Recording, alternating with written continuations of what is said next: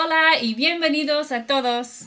Well, as you may have guessed, I just said hello and welcome everyone in Spanish, and hopefully the title of the video makes it clear that we are going to look at some Spanish words today.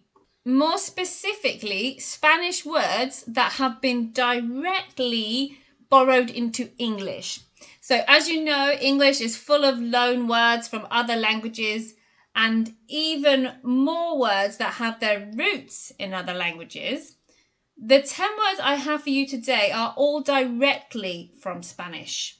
There are, of course, more words with Spanish etymology that have been anglicized, such as breeze, which comes from brisa, or cargo, which comes from carga or cargar in Spanish, the verb to load.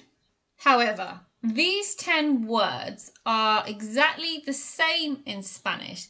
The only thing that might have happened or has happened is that the pronunciation could have been adapted to fit English pronunciation patterns.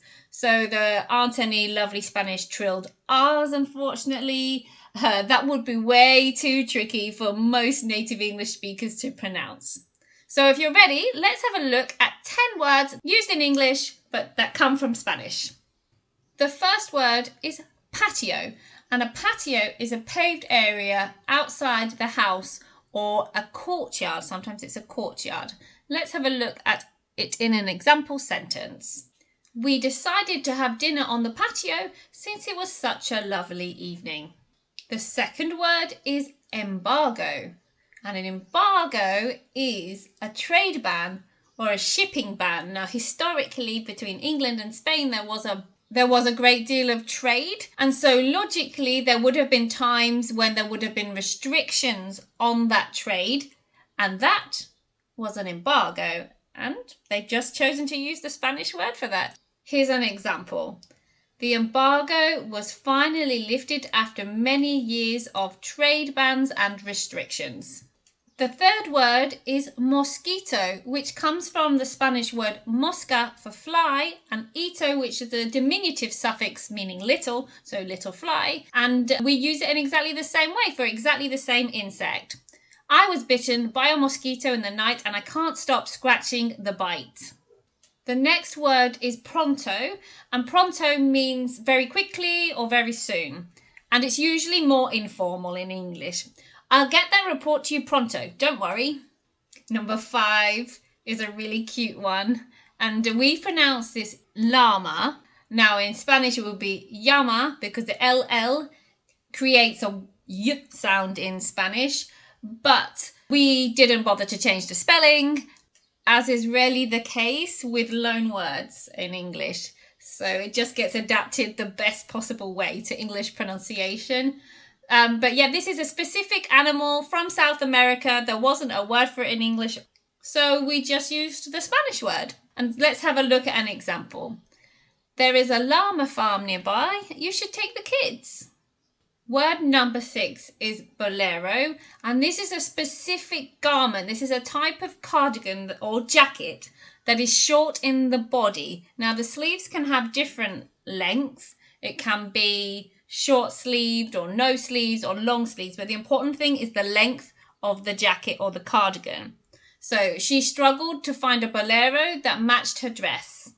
Number 7 is guacamole. Now, this actually originally comes from South American Spanish, but it is also used here in Spain, and it is a type of dip made with avocados and tomatoes and I think garlic. I don't usually make it, to be honest. I tend to buy it in the supermarket. But he made guacamole to dip the nachos in. The 8th word is iguana. This is a beautiful lizard that's native to South America. So although iguana does come from Spanish, it's actually from an indigenous word, iguana, from the Arawak people. Here's an example of iguana in a sentence. So iguanas are usually found in tropical climates. Word number 9 is poncho, and a poncho is a garment, an outer garment that has a hole for the head, so you pass your head through it and it covers your shoulders and it comes down to your elbows usually, if I'm not mistaken, and it often doesn't have armholes, so it's almost like a blanket with a neck hole to keep you warm. They were traditionally made of warm fabrics, but these days you can even buy them made of plastic as a great solution to protect you from the rain, and that is the type that you'll find in the example here. You can usually buy plastic ponchos at theme parks. They're often sold at theme parks so that you don't get wet if you go on the log flume or another type of ride where you are likely to get wet. And the last word that you sometimes hear in English, which comes from Spanish, is sierra.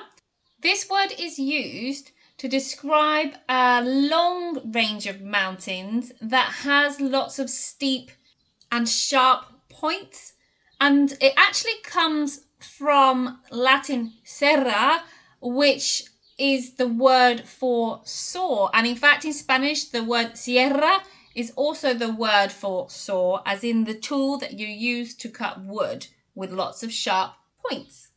So that's it. I hope you found this topic interesting. Let me know in the comments if English has borrowed any words from your first language.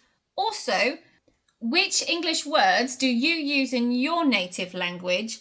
And is that because you don't have a word in your language or because the English word has come to replace it? I'll be interested to hear. So that's it for today. Thanks very much for watching. Hasta luego.